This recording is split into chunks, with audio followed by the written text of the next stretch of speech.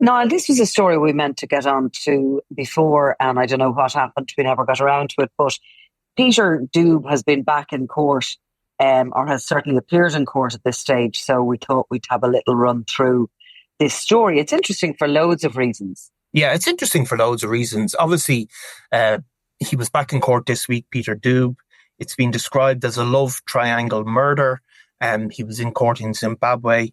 Peter Dube is a car dealer who is accused of killing his wife's alleged lover, her best friend, and then shooting his wife and his wife's sister, his sister-in-law, in the face, who made a miraculous survival, actually. The wife or the sister-in-law? So both the wife and the sister-in-law survived. Yeah. So it's two murders and two attempted murders, basically. That's what he's facing in the middle of Zimbabwe, which, according to the papers, the level of crime in Zimbabwe is probably not of that type, is not that high, probably because the level of political violence is an awful lot higher, possibly. It happened in Harare, the capital city. I mean, there's an obvious reason why we're talking about this case on literally the other side of the world. It's because Peter Dube was arrested in a centre for asylum seekers in West Dublin last June. He had been living there under a fake name after going through a couple of fake identities, and he was kind of living openly. And you started getting these reports because some reporters in Zimbabwe had actually tracked him down. Maybe they had known people who knew him or whatever. And we started getting these reports. He had been arrested. Obviously, he was arrested in June by the guards, not because they knew he was Peter. They probably had a suspicion that it was Peter Dube. Yeah. But he was actually arrested for possession of a fake passport or fake identity. So that, they couldn't confirm, and they never did actually confirm it was Peter Dube or not Peter Dube. Yeah. So there was a big story went on about a guy who was wanted for this love triangle murder, had been living in West Dublin, which is shocking. Like, let's be realistic. Nobody wants to see people like that ending up in Ireland. Well, hiding in that system, the system for, to facilitate it's asylum seekers who are claiming that they are, they're looking for security in this country, for, a suspected double attempted killer to be hiding out in that. He went on the run in 2021. So when did he arrive in Ireland, or how did he get in? We'll talk maybe a bit about false passports in a moment, and the ease with which they can be acquired all over the world. But how did he arrive, and do you have any idea of what story he had to tell when he arrived into our system? Well, the basics of it were the murders were committed in April 2021. The four people that he shot, they'd all gone looking for a passport. He obviously presumed that she was leaving him and she was going to get away. So he shot all of these people, and it's obviously a huge story, as it would be here.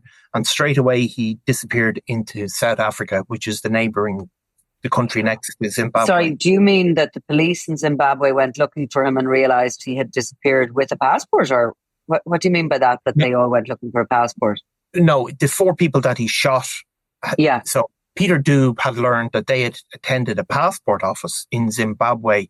Peter Dube obviously felt, then my wife is going to leave me with his lover. They're obviously leaving the country together. That sparked the murderous rampage. He shot them openly in broad daylight in an apartment block, and then went and shot his wife, shot her in the face. She amazingly survived. In the aftermath, there was a manhunt straight away. It wasn't one of those kind of carefully planned out murders where he hoped to get away with it. There was eyewitnesses. Obviously, there was two survivors who could identify him. So he disappeared across the border into South Africa. After that, he popped up in a country called Eswatini, formerly known as Swaziland. It's a very small country next to South Africa, one of Africa's smallest countries. And while he was there, he changed his identity and applied for a passport in the name Sowil Sally. Yes. Try well that done. pronunciation. Well, yeah. Swaziland is easier to say than Eswatini. It is, but we have to give the country the right. We just get used to it, yeah. Yeah, we have to give the country the right to call themselves what they want. But either way, then he left there and he arrived in seeking asylum in Ireland. So he basically left the former Swaziland, now called Eswatini, and came directly to Ireland from there. Well, I don't know exactly how he got there or how he got there directly, but he certainly landed and claimed and attempted to claim asylum. After, I think, his documents, look, we can only presume that Interpol put out a red notice for him. We can only presume there was interaction between the police forces internationally, and he was arrested by Gardaí in June. Even at that point, he still didn't admit to being Peter Dube. He claimed to be a Mozambique national who had been using this fake identity. He accepted, I think, that he had been using a fake identity. So he was ultimately deported, but he was deported to Mozambique because he was still claiming to be a Mozambique citizen, a citizen of Mozambique. After he was deported to Mozambique, he was ultimately again deported to Zimbabwe, where he was charged of murder last month. His luck ran out as such. His luck ran out. It was like, look, it's a very complicated story, obviously. But I mean, it does show, I suppose. It's a complicated sort of way that he managed to keep on the run, across the world. It's quite a sophisticated thing to be able to do. And while, we talk about false passports and false identities, which is an industry in itself within the criminal underworld. And it's not just people on the run for serious crimes like this. It's people who don't want to be traced around the world that use false passports. And there are industries that have sprang up everywhere. Here in Ireland, it was discovered that through investigations into the Kinahan network, that criminals were providing false passports by using the identities of dead people, but they were also purchasing identities from people who had maybe drug addiction problems, etc.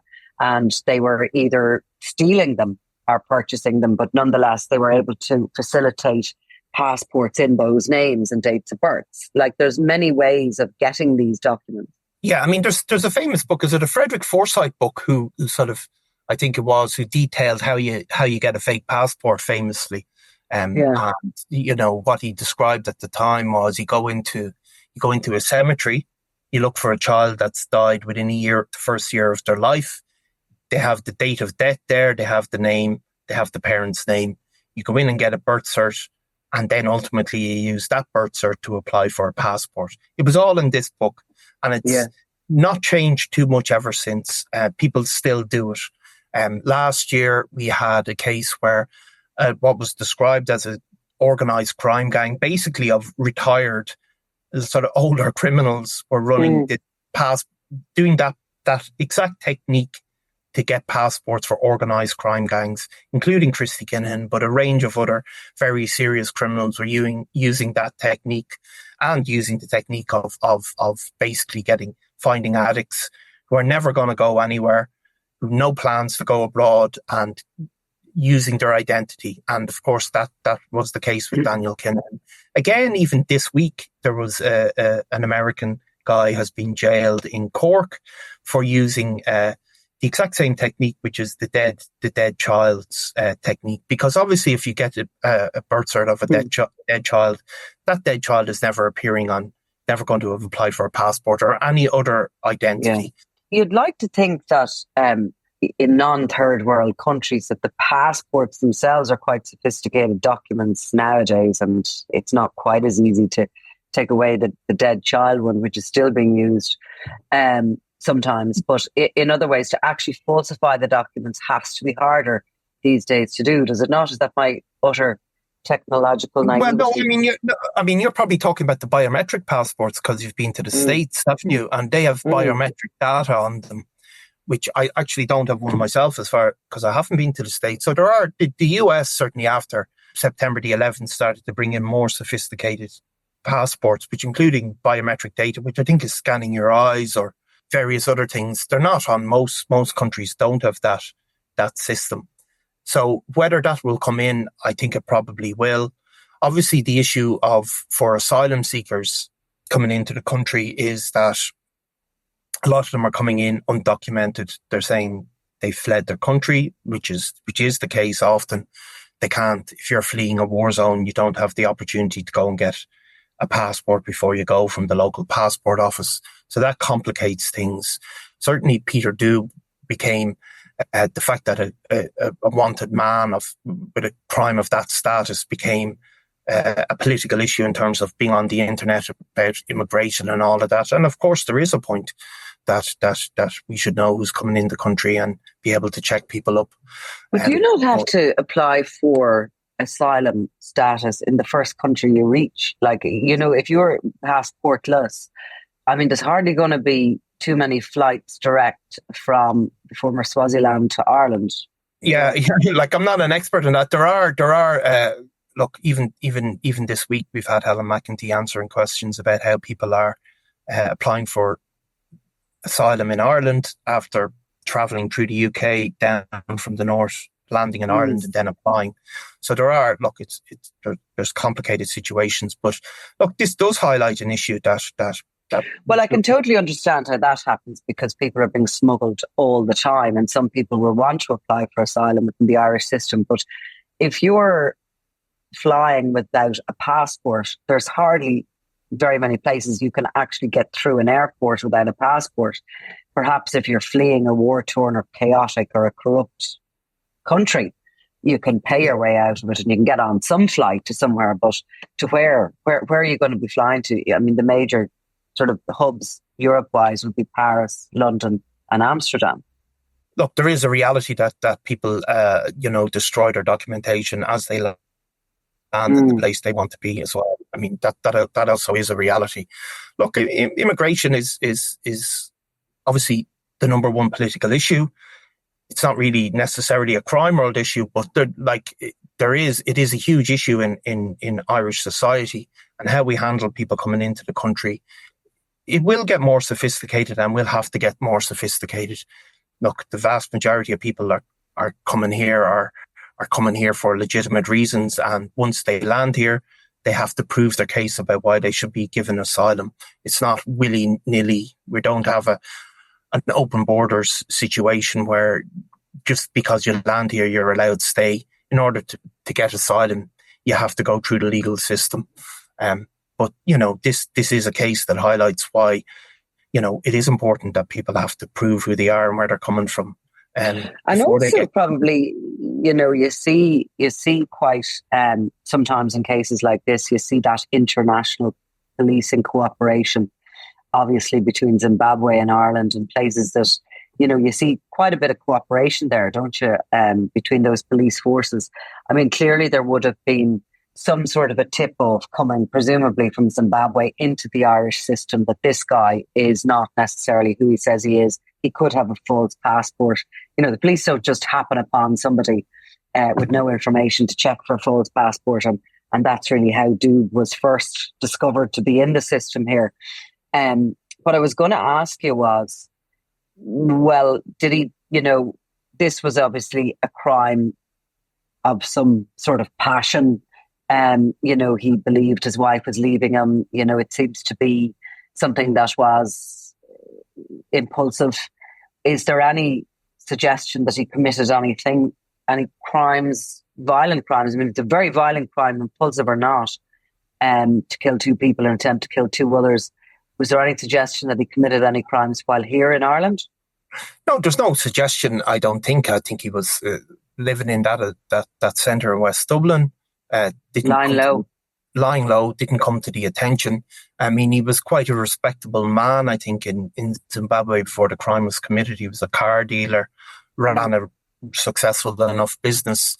I mean, it was a crime of passion in that it seems to be driven by this jealousy, but there was, even after he shot the first victim in the car, he still took the time to go up, find the other people, go up the stairs, go to the apartment, find the other people and shoot them as well.